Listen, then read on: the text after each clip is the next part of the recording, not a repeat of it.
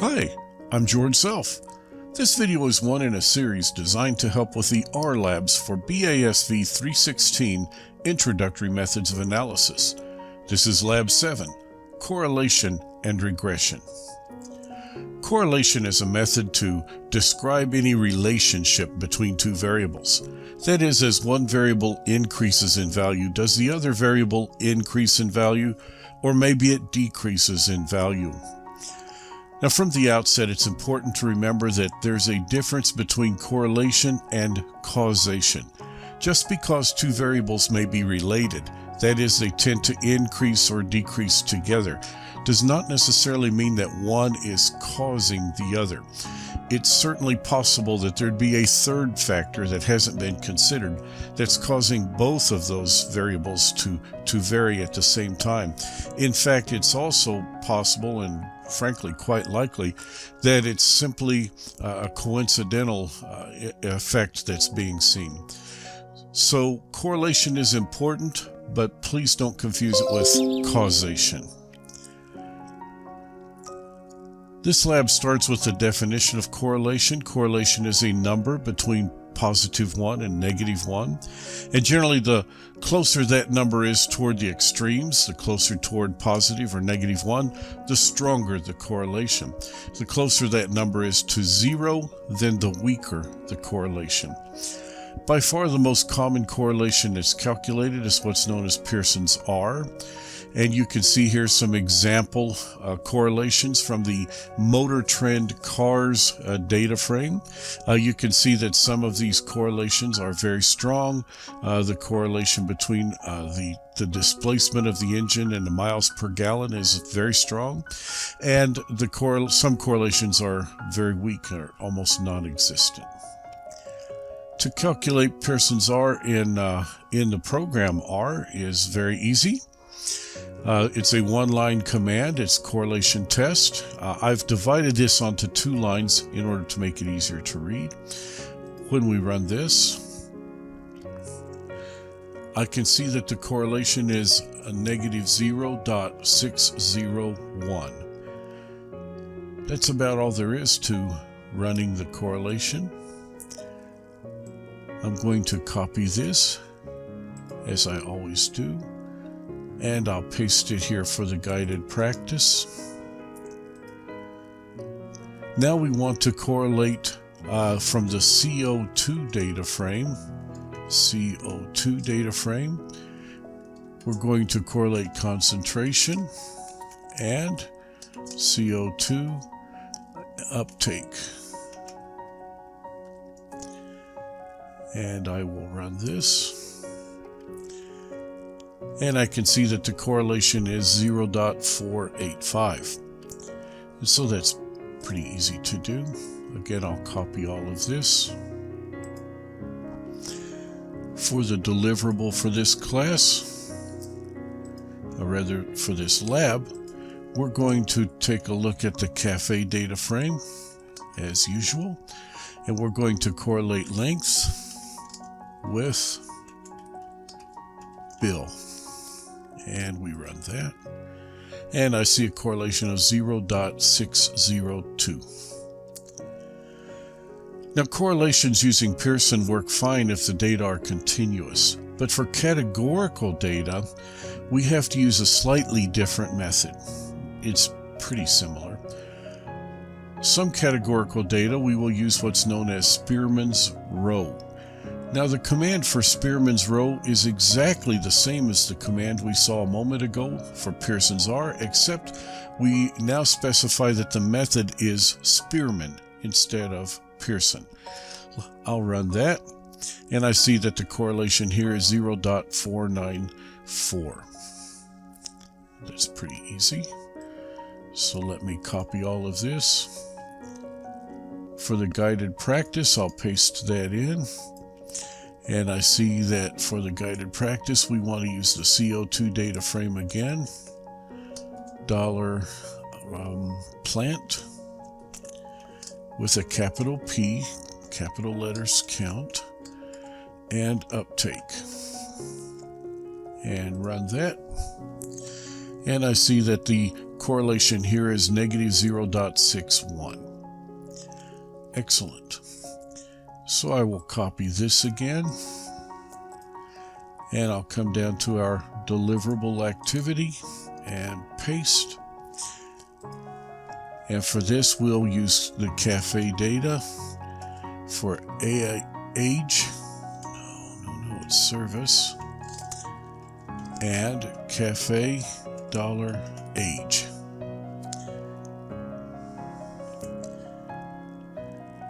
And let's run now. Be careful here. I've put service last in this descriptor, but service is actually the categorical variable. It's only a category between 1 and 5, so it needs to go in first, and then age goes in last. I can run this, and I see that we have a correlation of negative 0.135. Next is Kendall's tau. Kendall's tau works exactly like Pearson's R and Spearman's rho, except the data here are slightly different. And you can read about the differences in the data in some of my write-up for this lab. I'll run this, and I see that the correlation here is 0.41. Let me go back and copy this. And for our guided practice, I'll paste that in and change the variables. We're going back to that CO2 data frame type and CO2 uptake. And run this. And I can see that the correlation is negative 0.49. If I come back and copy this and I paste it in here for the deliverable for this lab, again we'll go back to the cafe data frame as I usually do, and we'll do meal and cafe miles and run that, and I see now the correlation is negative 0.02. That's not much of a correlation. So you may wonder, given 3 types of correlation tests, which one should you choose? I've included a short, simple table here to let you know which of those tests should be chosen. Next is a discussion of significance. Significance in normal street language, significance has a different meaning than it does to a researcher. Out on the street, if you say something is significant, you almost always mean that it's important. But to a researcher, significance is an actual calculated value. And you can read my write-up here all about significance.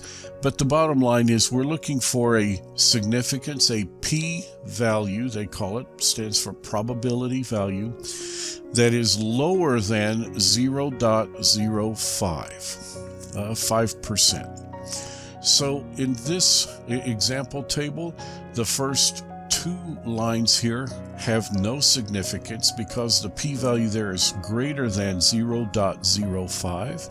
The last 3 lines are significant correlations. To find significance, we use exactly the same correlation test we were using earlier. However, in the results, now we're looking for the p-value rather than the correlation. And here I can see the p-value is 2.64 times 10 to the negative 9th. That's a tiny, tiny value. So this is a significant result. I will copy this and go down to our guided practice and paste that in. For this, we are using the CO2 data frame. And I want the concentration and CO2 data frame uptake.